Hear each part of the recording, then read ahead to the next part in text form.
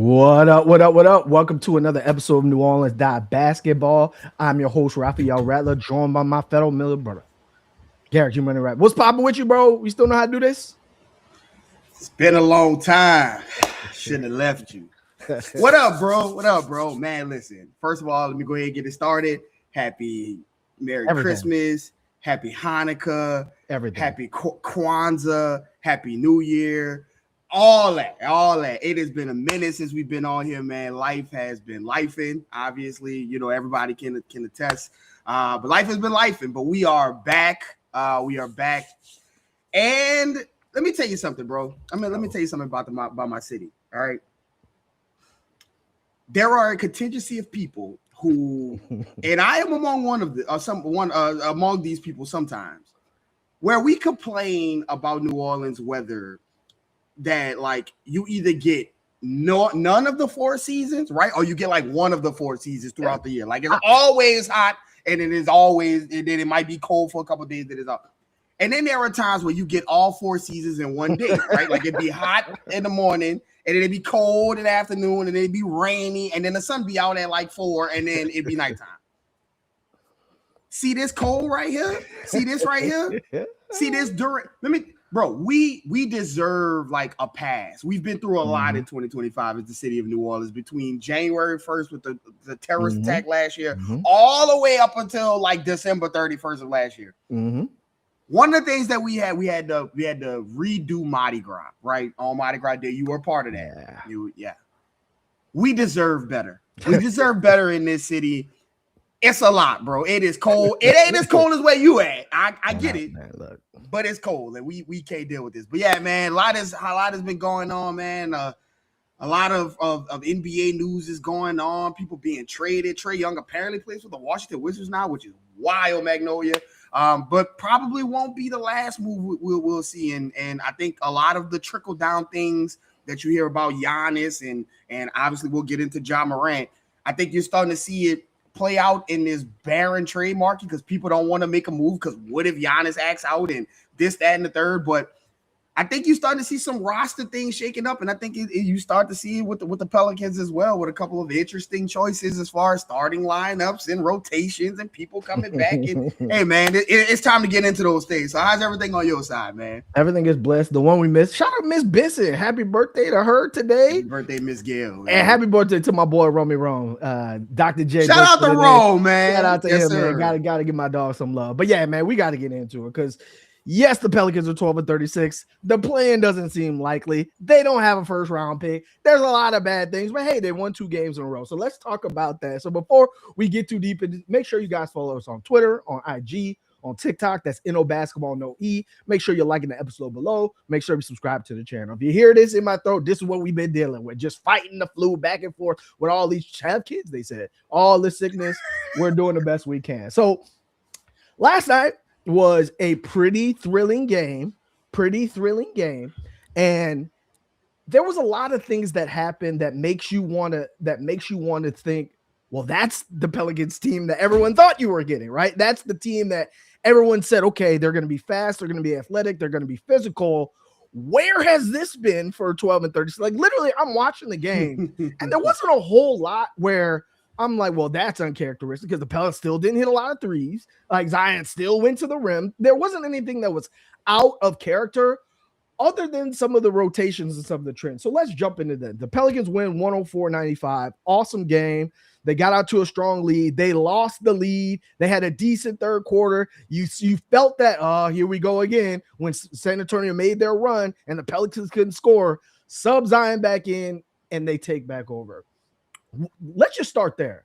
What were some of the things that popped off the screen for you in last night, which I think is probably the best win of the season? There's only 12 of them, so there's not a big sample size to choose from, but I think this is their best win of the season. Yeah, I would agree. I think, what I tweeted about it on yesterday during the game was that it felt like the most consistent game for 3.5 quarters. It just felt like they were a team that had a lot of things that were going for them that night, right? Like you talk about the offensive laws that have plagued this season. I mean, this team all season, right? When certain lineups get on the floor, you just can't score, right? Well, for 3.5 quarters, there was none of that. Talk about some of the defensive laws, right? And of course, it wasn't a perfect defensive game, but you never felt like, oh, these guys they're constantly defensive breakdowns over and over and over again, which you've seen a lot in a lot of these games. And really the past 2 games, but this Spurs game for sure, it felt like the team was more locked in defensively. They had more energy on the defensive side of the ball. They were helping the helpers. They were rotating. They weren't over rotating. I think a couple of times you saw Eves, foul a guy at the 3-point line, or somebody running out with a reckless closeout. But for the most part, there wasn't a lot of that. And that is what you've been missing throughout this team, is consistently, right? Like you mentioned at the beginning, you've seen like glimpses of it, even in losses where, okay, you see the blueprint, the physicality, the tempo, always in motion, guys, playing downhill and playing with force. You saw that in a lot of games, but you never saw it in a consistency thing, right? For a consistent amount of time. And at the beginning of the fourth quarter, you saw what has been plaguing this team and why they only have 12 wins, where they just have these moments where for an extended period of time, they can't score. And then that turns into the defensive side of the ball, especially when you have all of these young guys out there. Talk about Jeremiah Fears and Derek Queen and Micah Peavy and Yves Missi and like all the rest of the guys. And so you saw like the offensive side bleed in and into the defensive side. But then there was a sub, and I want to talk about, what we could get into a little later. There was a offensive adjustment in the fourth quarter that started getting Wemby in a lot of motion, instead of just having him be able to park and watch Zion. And I think having an adjustment in the fourth quarter and going to something that clearly was needed, and having those guys kind of sub back in at the same time, I think that was the recipe for them literally stopping that would seem like a San Antonio Spurs avalanche, stop it dead in its tracks and go on a 13-0 run in the fourth quarter on the road after you've given up that kind of momentum. So I think that, like you said, I think it was the most impressive win for the Pelicans, just for the 3.5 quarters they played, giving up that run in the fourth quarter, which we all were worrying at some point in time was going to come, and then the response to that with that 13-0 run to close that fourth quarter to kind of gain, gain the traction in the fourth quarter and never relinquish that lead. So I'm with you. I think it was one of the more impressive wins, if not the most impressive wins the Pelicans have had this season. Right. I mean, you look at a couple things. First off, I tweeted out, there was a lineup out there that I text you immediately.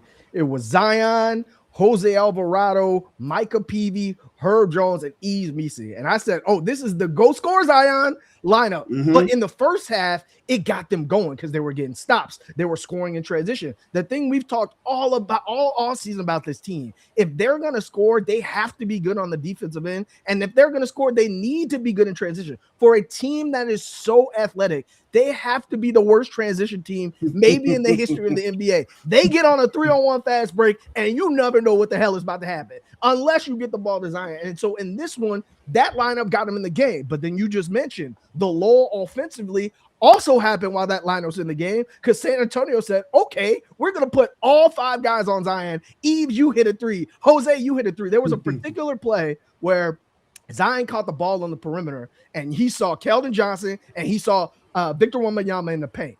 He passed to Jose. Jose has got to shoot that shot at the 3-point line. Jose was not in rhythm. He passed it back to Zion. Zion passed it right back to Jose, and he shot the shot. Those are the type of plays that the Pelicans have been failing at all season long, probably for multiple seasons, right? When it comes to that. And so in regards to like the defensive effort, that's what impressed me the most, because Jose Alvarado misses 9 games with an oblique injury. He comes back and immediately he is back in the rotation, which means someone is not. You would think it's one of the rookies, maybe the second-round pick, Micah Peavy. No, it's the second highest player on the team, Jordan Poole. And honestly, Garrick, it was the right play. Like, if you're only going to catch and shoot, I would rather someone who's not going to be a negative on the defensive end. But not only that, Jordan Poole has so many live ball turnovers that it leads to points the other way. And so playing with someone who maybe you have more chemistry with, or you at least know what the floor is, That was important to me. So my question, just to get it started, because this is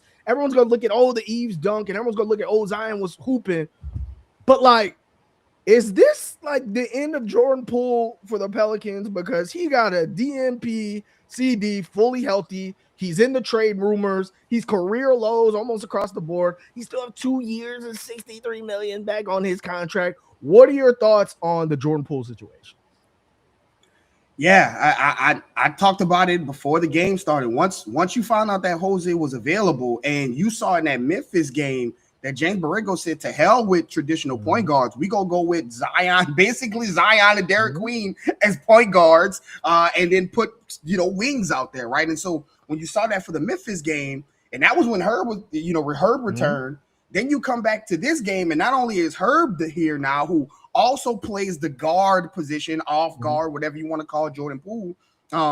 He plays that position. Well, now Jose is back. And, quiet is kept. Like, James Borrego has been around this team for a long time. So a lot of the same belief and trust that Willie Green had and Jose Alvarado, like James Borrego has a lot of that same, it's a lot of that same trust and want to have Jose on the floor as well. And so, I came into the game. I was like, listen, that's what I'm going to be watching, because Jeremiah Fairs is a lottery pick this season, which means he is definitely not going to be like taken completely out of the rotation. Right.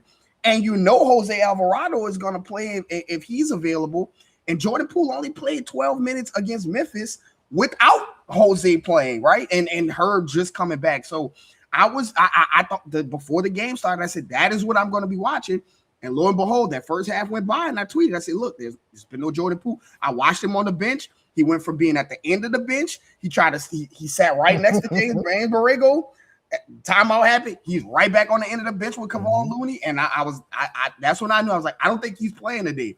And listen, Jordan Poole was brought in to, in his, as layman's terms as you can put it, he was brought in to be CJ McCollum, right? Like, step into the CJ McCollum role and do some of the things that CJ McCollum has done. And we were the champions of it. You looked at his year last year, his usage rate. He had his career high in steals. Like, this was somebody, obviously he got a little more bounce, off the dribble.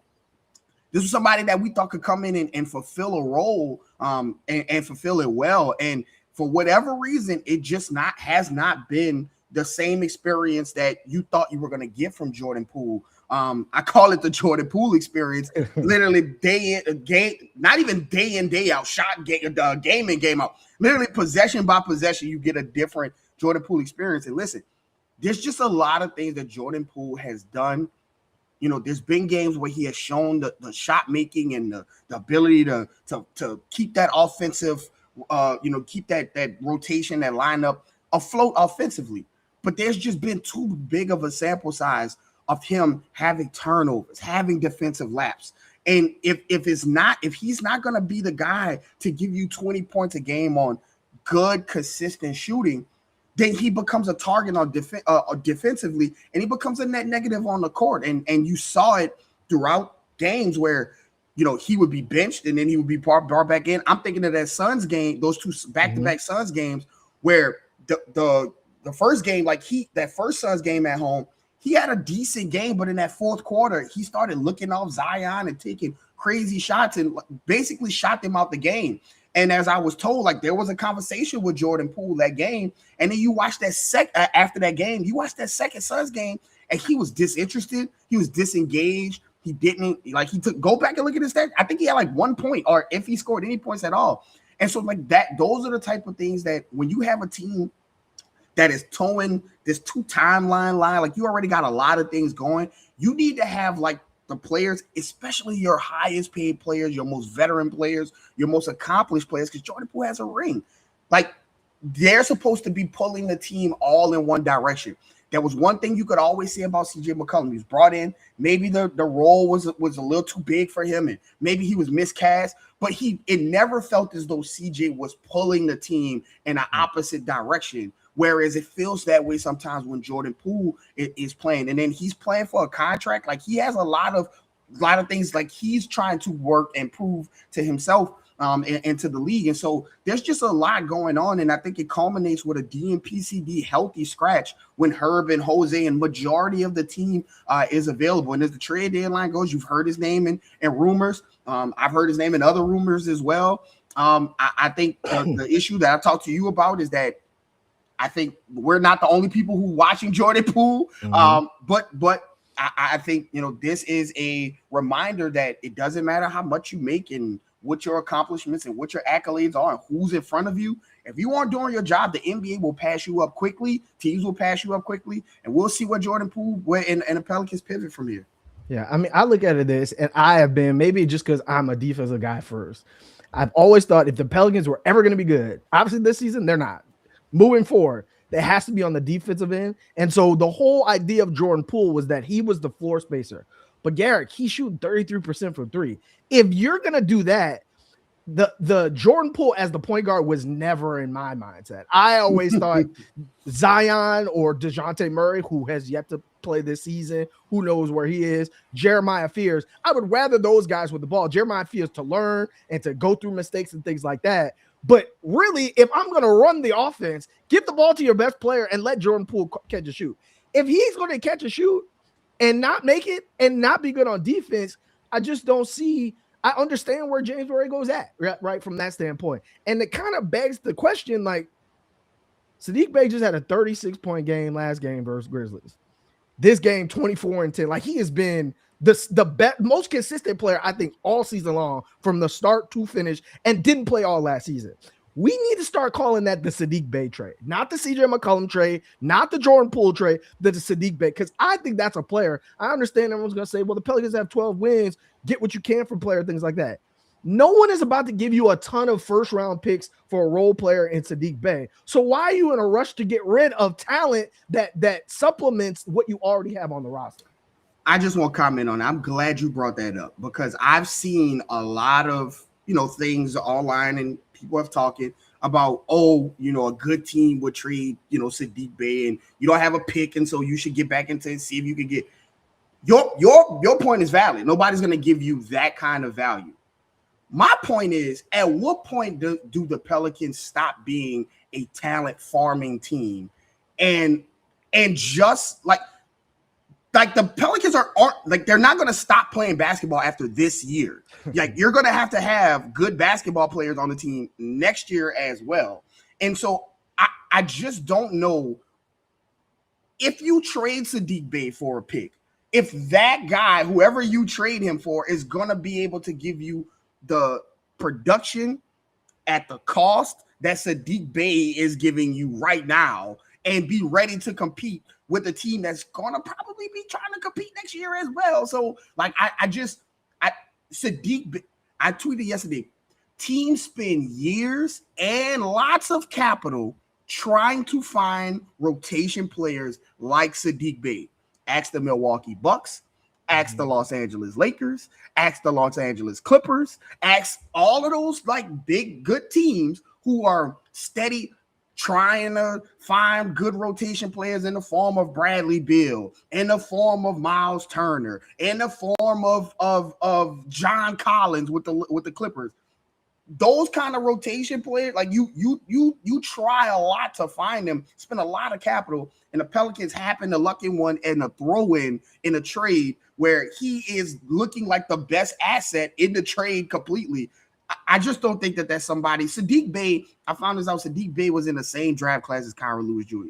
You don't need to be looking at getting off of that kind of guy. You need to have guys like that who can step in and do things. You've been looking for the Najee replacement for years since he's been gone.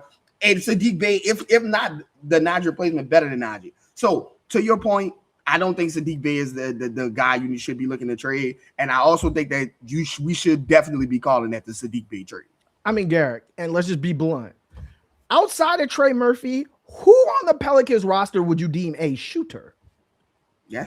And so if you get rid of that player, you have the same problem you had before. You have one less shooter than you had before because Jordan Hawkins hasn't materialized. Jordan Poole hasn't materialized. Jose's getting better. And Michael Peter's got a lot of work to do. But, like, he is one of those guys. If you're running a play for a 3-point shot at the end of the game, it's either going to Trey or it's Saddiq Bey. As Saddiq Bey has shown you that he can be a stabilizer for this team. And so to me, I think he was the most valuable get in that trade, and he's going to be here longer than any of those other players would have been. Now, got to talk about Zion.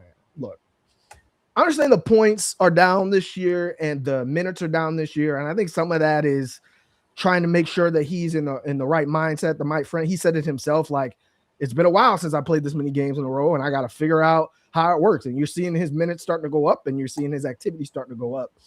But to me, yesterday felt a little bit different, not just because, he was hunting Wemby. Like, I made a statement. I didn't mean to get the whole world up in a tizzy, but I said Victor Wembanyama is the best defender in the world, and he has no chance to guard Zion Williamson.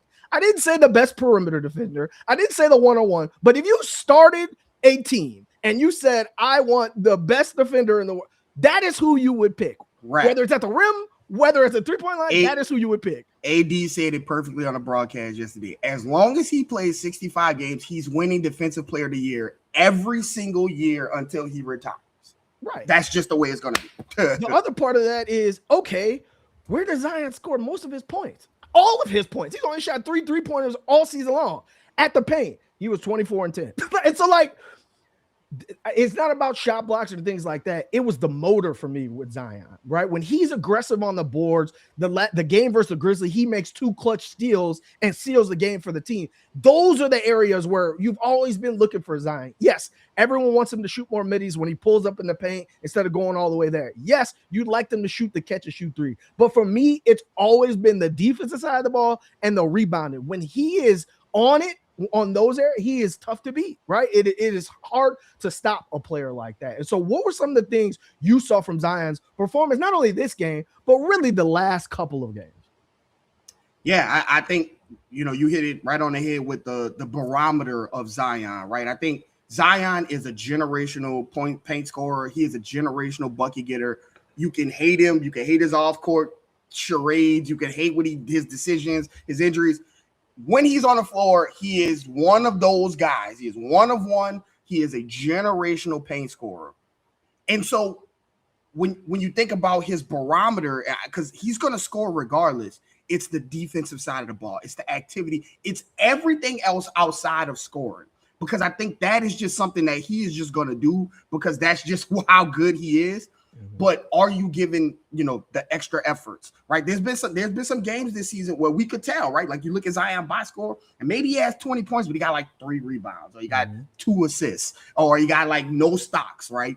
That's how that's not a high energy, Zion game.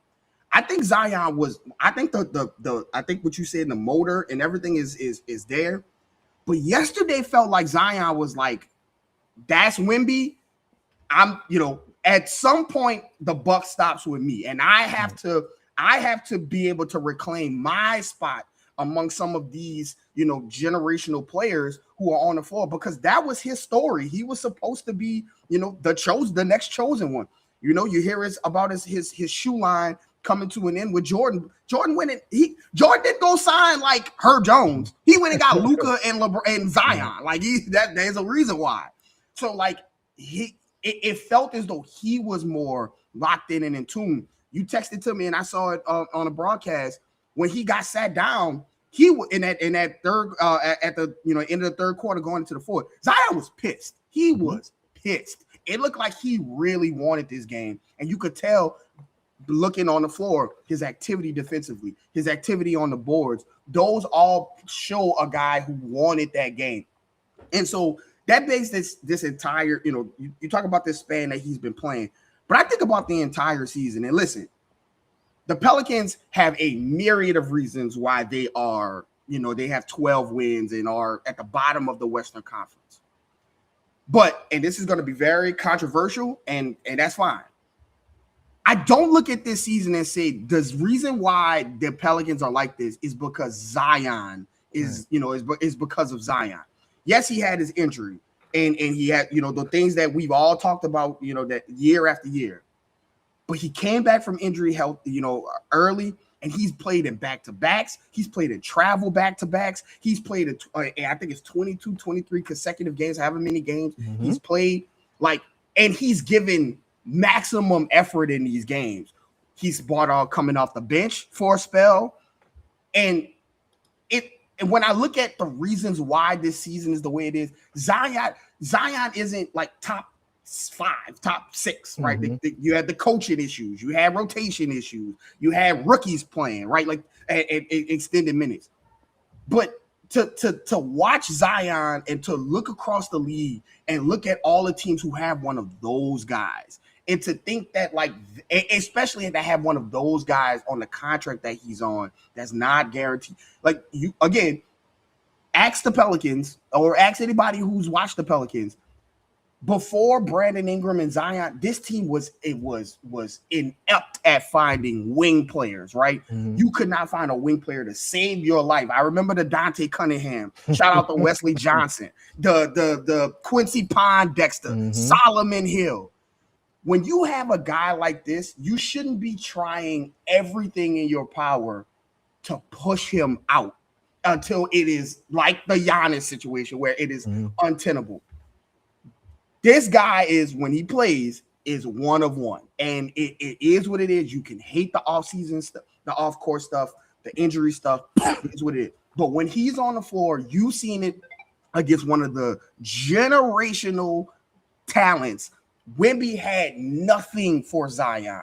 And if Wemby doesn't have anything for Zion, there's a lot of players on the team, in the league, that don't have it. So to sum it up, like, he's been really good this season. When he's locked in and engaged, he becomes excellent in games. And I think yesterday was an encapsulation that the whole game, the fourth quarter where he was like not really in the game, and then when he got back on the floor, I think you saw just the value of an engaged, locked in Zion Williamson. And I just think that what he's done this season, he should be given a lot of praise for, but he won't, because, it's the cool thing to do to say, hey, he's injury prone. He does this off the court. He does that off the court. But I think what he's done this season to get back on the floor, to do the things that he's tried to do this season, and the way that he's maintained his body, came into the season in shape. So we all saw, like, this is a step towards the good, a good thing for Zion. But I think this stretch that you've seen, and when he's locked in and engaged, he's one of the best two-way players in the league when he's locked in and engaged. It's about how often can you bring that. And for this last stretch of the games, Zion has been that. Right. I look at a couple things, and I see in the contract or in the comments, how long will he be healthy? They weren't calling fouls. What happens when they don't call fouls and things like that? Here's where I'm at. Do the Pelicans have their first round pick next year? Did I miss something? No, they do not. So if he's not healthy, they have 12 wins. They're at the bottom of the West. They're going to be even worse at that. They might have 11 wins afterwards. So, like, what is the rush to run him out? I always see, like, trade him while he's on a high.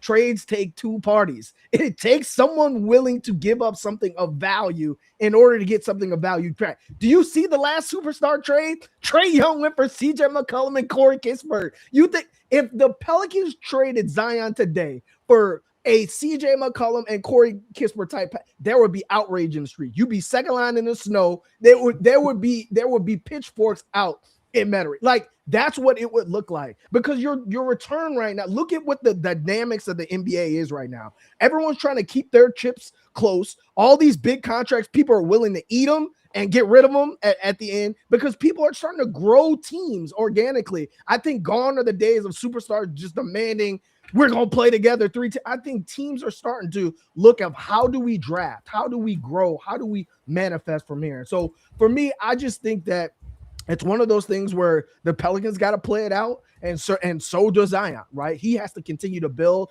He has to continue to grow confidence from there. Now, we talk about the rotation being a little bit different last night. Yves Missi closed the game at center for the Pelicans. You and I have been talking for this for quite some time now. Is there like a center battle brewing between Eves and Derek Queen? Because it almost feels like the Pelicans get off to a slow. It doesn't almost fit. The Pelicans get off to a slow start every single game. Yes, having Herb back helps, but also you have no rim protection, so it can't just be Herb, right? Other people have to pitch in and do their work on the defensive end. But it just seems like as of late, especially with Eve being more confident and just attacking, some of it is wild. Some of it looks like you try to do some 2K moves and it didn't work out. But a lot of it is just aggression and comfort and confidence from that end. And on the flip side, you're seeing Derek Queen being a little bit more passive and not really looking to be aggressive to look for his own, which is the reason why everyone started building a buzz about Derek Queen. Not because he had 10 assists, because he had a triple-double with 30 points. Like, that's why. So what are your thoughts on this certain situation? Again, the Pelicans are 12 and 36. It may not matter one way or the other, but you're trying to see what you can grow and what you can build upon. Well, like I said before, the earlier we find out or we recognize that Derek Queen is a power forward, I think the better that we will be off as a team, as a society, as everything. I think that is the ultimate level of that. I think like he played. I talked about this in an earlier episode. He played power forward in college. In the NBA, it's probably not the best place to be trying to figure out how to play the center position for your first time ever in life, because there are way too many skilled big men and there are way too many skilled ball handlers that can exploit your lack of knowledge at the center position and make you look foolish. And I think that is what you see a lot of Derek Queen when he's trying to learn the yo-yo defensively. It's hard. It is hard to do. And I think you saw a lot of this with Eves when his rookie year, like a lot of stuff. And he was a great defensive player at Baylor, but he was figuring it out and he played center in college, let alone somebody who didn't. And I think the best lineups that you see with Derek Queen available include a Eves Messi, include a Carlo Makovich next to him, because I think he's able to, he does have some defensive instincts. Like I say, he's not a terrible at the rim person. He's just not that good. Like he's not like he's ground bound. Right. He's not like a 6'8" person down there. He's still tall and can put his hands in the air, but he's not a good like in space defender and things like that. In space pick and roll defender. And Eves is. And I think now I said watching Eves this past like couple of games has been watching AI gain sentiments and gain awareness, because we've all been saying like he has all the tools, he's tall, he's athletic, he can jump out the rim, he can run. So it was like he has all the tools, but he doesn't really know that he has all the tools, so he's not aware. And now it's like watching him gain sentience, like, oh, I can run and dunk. Oh, I can run up and down the floor and get every rebound. Oh, I can block every it's been fun to watch, right? Like this kind of mid-season glow up, this mid-season leap that you watch it with Eves. And it's never been, we've talked about this on the pod. It's never been a battle for me, like who's the center, right? Like it's never been that battle for me. And we've talked about this, and you saw it kind of with James Borrego doing it in Memphis. It was all about like, how can we get Zion as close to the point guard position on the floor as far as his skill set? How close can we get him to the point guard position?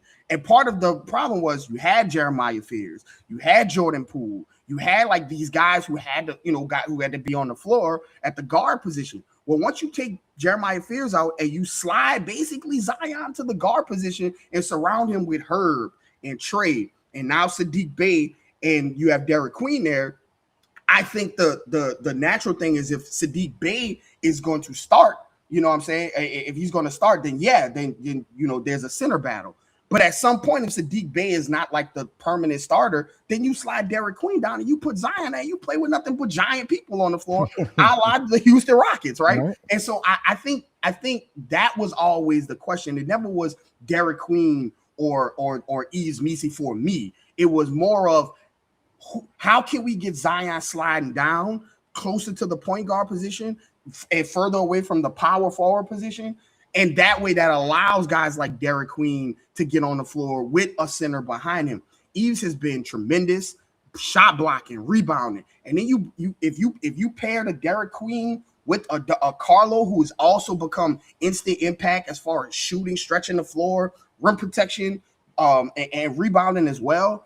I think that there's a universe where those three are you have two of them paired together, and then have Eves be up and down running the floor and doing some of those things. I think the Derek Queen at center thing it is not bearing the best, the best results. I think you saw some great games from him against Nikola Jokic, right? Against Dallas and Daniel Gafford. Like you saw some times where like it did work. But again, it's always about like not focusing on those 2-3 small good things and look at the greater sample size, right? And if you look at the greater sample size, he's struggling in pick and roll. He's struggling in rim protection because he's trying to learn it in the NBA as a rookie. And it's just not that it's just not that easy. And on the offensive side, he becomes for me, it's almost like not a starstruck, but almost like, well, okay, I'm a rookie and I have to make sure that Trey gets the ball and make sure that Zion gets the ball. Where the Derek Queen triple threat thing that you talked about, triple double, triple threat, that all of that, what I call them the one-stop shop, all of that only works if he's aggressive. And one of those threats, those triple threats, is scoring. That has to be part of the package. If you're just going to stand 2 feet behind the 3-point line and stand there and just look to pass the whole game, then you're like this age Draymond Green, right? And that's not something that the Pelicans want from Derek Queen, at this point of his career and at all. So like when he's at his best, he's attacking and doing the triple threat things. And I don't know if he's able to do that to the best of his ability when he's starting with Zion and with Trey and with Herb, who's taking his share of shots, obviously. And so it doesn't seem like it's utilizing him in the best facet. And I think that Eves is the center that fits that starting lineup, especially with all wings and it's Zion and Trey and Herb and Sadiq Bey. I think that Eves fits that billing a lot better than Derek Queen at the starting center position. Right. I mean, the other thing about it is like, obviously Eves is a better rim protector, but it gives them the ability to switch, right? For a team that needs to score in transition, it's hard. I know Derek Queen's had some steals and things like that. It's hard to get offense flowing if you're always bringing the ball up slow, if you're always in the half court. It's hard when you've got steals or blocks and Eve can switch on the guards now out of nowhere. Like, if you can do those things, it gives you way more opportunities to get in the pass lane, to get a deflection, and to get out and run it. And that's what a team like this needs. You bring up their Houston Rockets. It's the same thing they do. They just bring a ton of big bodies in there. They hope for deflections, and then they try to outrun you. I think the Pelicans need to take a dose of that. And look, the same way Jeremiah Fears coming off the bench now versus starting, he's still playing the same amount of minutes. I feel the same way about Derek Queen. And Yves Missi is 7 months older than Derek Queen. They're both 21 years old.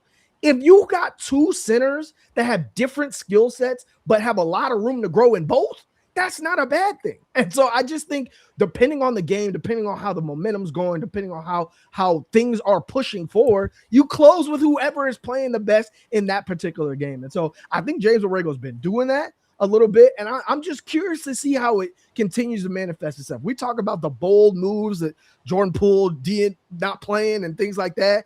I'm looking at this and I'm saying there's a lot of games. Zion said it after the game. He's like, he's been doing this for a while now. I'm just curious to see if there's any adjustments so the Pelicans can stop digging themselves out a hole every single game because you're down 8 before Eves checks in the game. I see some stuff in the comments like, hey, you need his energy. You also need his energy to start the game. It'd be much better to get off to a lead than to get down and then have to come back and use all that energy. That's just where I'm at with it. So the NBA trade deadline is 10 days away. Every Pelicans player is in the news. Every single James Borrego could get traded. You don't know. Every player is in the news. Obviously, the number one player and the number one name, and that's linked to the Pelicans, is Ja Morant. How serious would you be if you're Joe Dumars and Troy Weaver at pursuing Ja Morant for the right price? Yeah, we've talked about this, and I think I've come around to. I think it's something you should definitely do. I think the first thing is not to this season's results are pretty much like done. Like you're going to be giving a high-ish pick away. It too really with the Pacers pick, but regardless, you shouldn't do anything to try to fix what's going on this season. It's done. That's how mistakes are made. Trying to fix a mistake, right? Like trying to double back and fix a mistake, and you compound on that mistake a lot of the times. I think you look at it going to get a guy like Ja Morant into here this season as a pre-agency move, right? Like as a safety. Listen, this season didn't go as well as we planned, right? Ja Morant can, you bring him into this season. Obviously, he has his issues, which we're going to talk about, but he is a talent. He's shown you that he still has. He just scored like 40 points like 7 days ago or something like that, 8 days ago. And I think that is the kind of guy you bring in. You re-energize whatever's left of this season, right? Like you could also use Ja and Zion and Trey and those guys to help you get as far away from the number one pick odds as possible, right? To win you a couple of games that you don't have any incentive to lose. And then you lay the foundations to say, listen, both of you guys, Ja, Zion, Trey, Herb, all you guys, this is the runway for next season, right? Like you bring those guys in and you hit the ground running next season. You also look at it as, this is a distressed asset. You've been looking for, New Orleans isn't the place to get like free agents. People aren't like, hey, Giannis isn't like, hey, trade me to New Orleans. That's who I want to play for. So you have to be able to get stars either through the draft or through pre-agency, trading for them, right? And when you have a distressed asset the way you have in Ja Morant, where the talent doesn't match what's probably going to be, what you're probably going to be trading for, I think that is the kind of deal that is smart for a team, especially if it allows you to get off, the Jordan Poole contract, or the, what the rumors about DeJounte Murray, right? Or the DeJounte Murray contract. And so I think if you have a distressed asset that isn't working for you, and some other team has a distressed asset that isn't working for them. We've seen this with the Russell Westbrook and Chris Paul, and people thought that was that's just like a jokey joke. The Wizards loved Russell Westbrook, and they loved his time there. Chris Paul went to OKC, brought them to a playoff, rehabilitated his whole image, OKC got some good trade pieces for him when he went to Phoenix, right? And it led the Phoenix Suns to the finals. It went 14 for 14 against the Pelicans in the playoffs. I know y'all remember that. Like that, if you have a distressed asset and somebody else have a distressed asset, sometimes a change of scenery is all you need. And I think that's a lot what's going on with Ja Morant. I think Ja is not incentivized to play hard and not really motivated. And so I think if you Ja and Zion have history from their time back in South Carolina together, their AAU time, they have a respect for each other. I think Zion, again, the funny thing to do is to joke on him and to make fun of it. He's playing it back to back. I think it's at least starting to turn a little bit for Zion. This is the opportunity to pair those two guys up, keep Trey, keep her, and have that be a nucleus moving forward. Ja Morant is still one of the most talented players in the league. And when you get an opportunity to get off some bad contracts, now I wouldn't trade any, I would stay away from any picks. I think that is where is the issue. I would stay away from any picks. Don't trade any picks out. If there was some way to get the CJ McCollum maybe upgraded a little bit, because you got to throw in DeJounte, who I think is better than CJ McCollum. But if you have to like do an upgraded version of that where you get either an expiring contract or a contract that won't be on your books for long, or in DeJounte's case, a guy who could come in and help Memphis if need be, and then maybe like a young player or a young just to make the salary match, whatever, then that's the type of deal you make for Ja Morant. You get him in, you start your pre-agency, you start basically the runway for next year. You started immediately when Ja gets in town, and I think that's a very smart move for the Pelicans, who aren't getting much out of DeJounte and Jordan Poole anyway, right? And so what loss does it have if Ja Morant comes and doesn't play? they're not playing anyway, whether it's by DMPCD or by injury or maybe like just don't want to play, regardless of what it is. I think that is, you bring Ja Morant in and you use that as a pre-agency move, and you use it for the runway of next year, because I think trying to salvage anything this year or trying to like blow it up because of what happened, I think that is not a good way to approach it. I think you go in, you get a guy who can come in and change the trajectory of this season as far as like the inspiring the team and maybe getting some get you out the dweller, get you out that one. But I think it also gives you that runway for next season as well. Here's how I look at it. And again, I'm a business person by heart. It's the same thing I said earlier. It takes two sides to tango. So if I'm Memphis, I understand what you're saying. I just don't know I definitely if that's what I want. Now, that being said, we just saw it with Trae Young. The market is what the market is. Your value, it was the market tells you your value. It's not just Trae Young. It's Trae Young. It's LaMelo Ball. It's a lot of these like these guards that are high paid. Think of it as the people who got their contract extensions before this new CBA kicked in. Those are the guys who are teams are like, I would like to trade for this guy, but I'm not giving you X, Y, Z for that. And like, if you want to just sit with it and have your team deal with it, then fine. But if you're ready to talk, I'm here. Right. And so I look at that. You mentioned the chemistry with Zion. I think if you're a Pelicans fan, you've seen Ja Morant close out your team time and time again.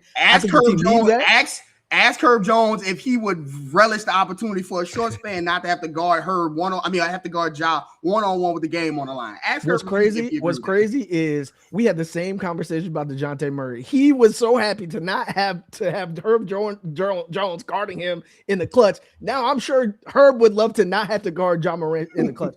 I think, again, there's a lot of pieces that make sense. From my perspective, I'm not one of those people that think, okay, if you bring Ja in, then that's gonna hamper fears. He is 19 years old. There was a fast break yesterday where all he had to do was throw the ball to Carlo, either alley or just by the rim, and this man threw it in the stat. I think there's still time for him to develop, and absolutely. I don't know if Ja is necessarily the best example off the court for him to be learning from, but he liked to comment about bringing Ja to New Orleans, and I think that type of player would definitely inspire a player like Ja or like Jeremiah Fears to say, okay, this is some of the stuff he does in his game. Every day I'm with him. How do I do some of that stuff as well? We talk about the off the court stuff. He's also a player that misses a lot of time. But what have I said about this Pelicans roster, and what have you called it for years and years and years? It's unique. The Pelicans don't have a $60 million player anywhere. They have a bunch of players making like 25, 30, Zion's making 40, things like that. So if you get another player, you're just spreading out the responsibilities. If you know one of them is not going to be available, you got all these other ones along the way. And oh, by the way, you got two promising rookies that you're hoping to be better in the next year. So I think it would actually help a Jeremiah Fears because he hasn't been closing anyway. Jose Alvarado comes back and he's closing. Like the whole idea was to have the DeJounte Murray available, so he has to close. And so like I don't think it would hamper him from that way. Now, Ja's not a great defender, and I'm a defense first person. So I think that's interesting. Ja's also not a great jump shooter. So that's interesting. If you're going to put him in the lineup with Zion and Eves or Derek Queen and Herb, Trae, go for it. Like, go sit at the half-court line and wait to shoot threes. Like, I think that's interesting. But at the same time, I'm always a proponent of putting good players on the court. Figure it out from there. Every team is not going to shoot 50 threes. And I think that trend is starting to buck a little bit. You're seeing more and more teams shoot less threes now because it's not going in. The Pistons are the number one team in the East, and they don't shoot very many threes, if any, at all. So I like it. Right, exactly. So I'm one of those people that if the price is attainable, I'm not mortgaging anything in the future because I think the Pelicans have a lot to gain before they're competitive. Obviously, they're the bottom of the West, regardless of situation or not. But I'm not mortgaging anything in the future. So it just depends. What are they willing to do at the deadline? Because I think at this point, keeping Ja around Memphis may not be the best thing for Memphis just because of the disagreements and a lot of the things that you're hearing around the situation. Sometimes, to your point, it's better for both sides to go a different direction. he was in Berlin, Germany, telling his teammates, "I don't f with y'all." Bro, listen. If I'm a GM and like my team in the star of the team is like, "I don't f with y'all," I'm on the phone that afternoon. Like, oh, this has to stop immediately. That's just me. That just be personal. Right. The other and the quietest kept part that I think I don't say it makes up for the lack of shooting, but I think there's a lot more to Carlo's offense, and I think there's a lot more to Yves Missi offense. They just haven't had the point guard to be able to get. Think about Luka and DeAndre Delore. Think about that situation. When you've got a point guard that's as skilled as John Morant, all of a sudden your rim running bigs become more valuable. Tyson Chandler, Daniel Gafford, Derek Lott, like those guys become more valuable because so much pressure has to be paid on whoever is dribbling the ball, and they're able to make those passes. So you make those rim running guys that can jump out of the gym better offensively. Right now, he's just cleaning up, right? Nobody's throwing him lobs, and if they do, it's going to the 8th row. And so like right now, those guys aren't getting the 4-6 points every game that other rim running centers get because they don't have anyone that can make that pass, right? DeJounte Murray has not played this season. Jordan Poole, and Jeremiah Fears is more a scorer right now. And so I think getting someone of that ilk can help you in a lot of different ways, obviously, from that. Now, that being said, the next game is another test versus the Thunder. The Thunder have absolutely demolished the Pelicans the last 100 games in a row. Every game has been rough to watch, but the Pelicans seem to have a little bit more pep in their step right now. To me, I'm not even looking at wins and losses. I'm just looking to see what can you maintain. Like we talk about the identity, and the reason why Willie Green was let go was because there was no identity being built. Well, just like we always talk about Kevin Garnett and Uncut Gems, you can't go and play against the Pistons and the Rockets and the Grizzlies and the Spurs, all these good teams, and show this is how we can defend, and then go against the Stars and not do it. And I guess the Thunder are struggling right now. They lost 2 games in a row for like the first time in years, things like that. But I think this is one of those ways where they're looking to get their get back, but you're also to look to say, okay, can we build something here? Playoffs might not be in the realm of possibility, but you want to see something grow. You want to see some type of momentum be gathered with the group that you think is going to be around going to the next season. So what are your thoughts on the upcoming matchup versus Thunder? Yeah, going to be another tough game. Obviously, they don't have J-Dub. He's going to be out for a while, so he won't be available. But I think this is a good opportunity. Like, you've been testing yourself against some of these teams, right? Like, and you've been competitive, right? Like they talked about it on the broadcast yesterday, that the team has been more competitive. And I think that's a sign, excuse me.